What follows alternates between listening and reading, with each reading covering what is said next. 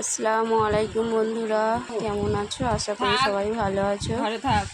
আজকে আমি রান্না করব গরুর মাংস, একদম সাধারণ, খুব অল্প মশলা দিয়ে। দেখো ওগুলো সব মানে আনাজগুলো যেগুলো দেখালাম কাটাকুটি হয়ে গেছে। আমি কড়াইতে তেল দিয়ে দিচ্ছি, ওর মধ্যে একটা বড় পেঁয়াজ দিয়ে দিলাম, দেওয়ার পর একটু তেজপাতা দিয়ে দিলাম কটা, ভালো করে নেড়ে চেড়ে এবার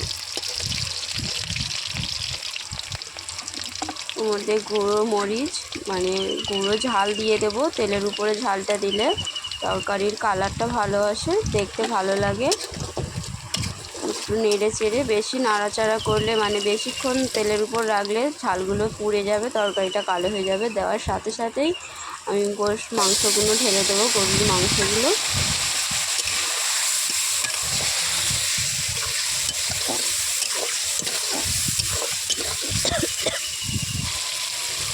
এরপর একটু লবণ দিয়ে দেবো পরিমাণ মতো, যেমন যতটা মানে মাংস ততটাই সেরকম পরিমাণ মতো লবণ দিয়ে দেবো। নাড়াচাড়া করে নিয়ে ঢাকনা চাপা দেবো, যেহেতু ওর গোশের থেকে যে পানিগুলো বের হবে সেগুলো মারতে হবে, নয়তো গোশের গন্ধটা যাবে না। এরপর আদা রসুন পেস্ট, অন্য কোনো মশলা দিইনি, আদা রসুন পেস্ট দিয়ে দেবো।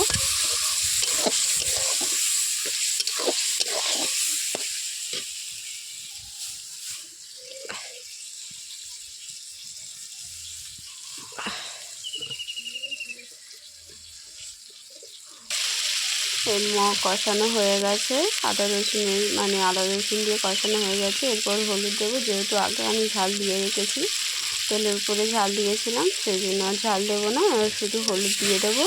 হলুদ দিয়ে একদম মানে কোনো এক্সট্রা মশলা, ধনিয়া গুঁড়ো টুড়ো কিছু না, শুধু সাধারণ সিম্পলভাবে আমি আজকে রান্না করব, খুব কম মশলা, হালকা পাতলা। দেখো কালারটা কত সুন্দর এসছে তেলের উপর ঝালটা দেওয়ার ফলে।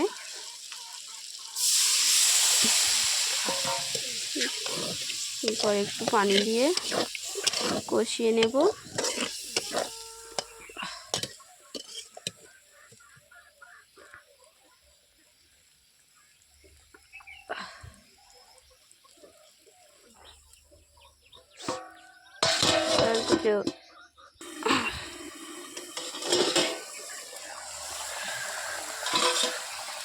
অনেকক্ষণ 5-7 মিনিট মতো গোশটা সিদ্ধ করার জন্য পানি দিয়ে সিদ্ধ করে নিয়েছি। এরপর দিয়ে দেবো আলু, যেহেতু শুধু গোশ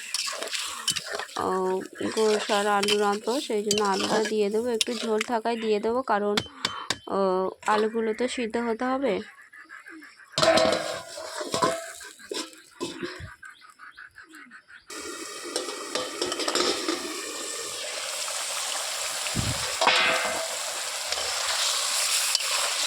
আলুগুলো প্রায় সিদ্ধ হয়ে এসছে।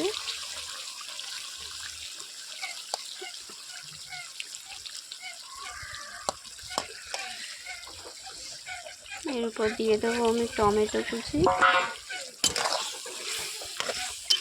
3টা এখানে টমেটো নিয়েছিলাম। গোশের সঙ্গে টমেটো হয়তো অনেকে দেয় না, কিন্তু আমি দিয়ে দিচ্ছি আজকে। দেখুন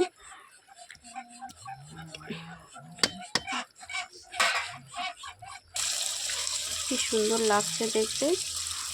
তো গোশের গন্ধটা যাওয়ার জন্য একটু গরম মশলা মানে গুঁড়ো গরম মশলা দিয়ে দিব, অন্য আর কোনো মশলা দেব না, একদম সিম্পল সাধারণভাবে খুব কম মশলায়।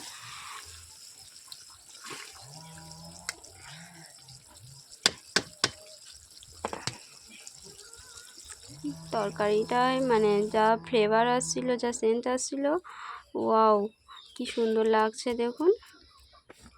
একটু হালকা ঝোল রেখেছি, তো বাড়িতে মানে গোশের ঝোলটা খেতে অনেকে পছন্দ করে আমাদের বাড়িতে। দেখো কত সুন্দর হয়েছে। বন্ধুরা, ভিডিওটি যদি ভালো লাগে প্লিজ একটা লাইক করে দেবেন।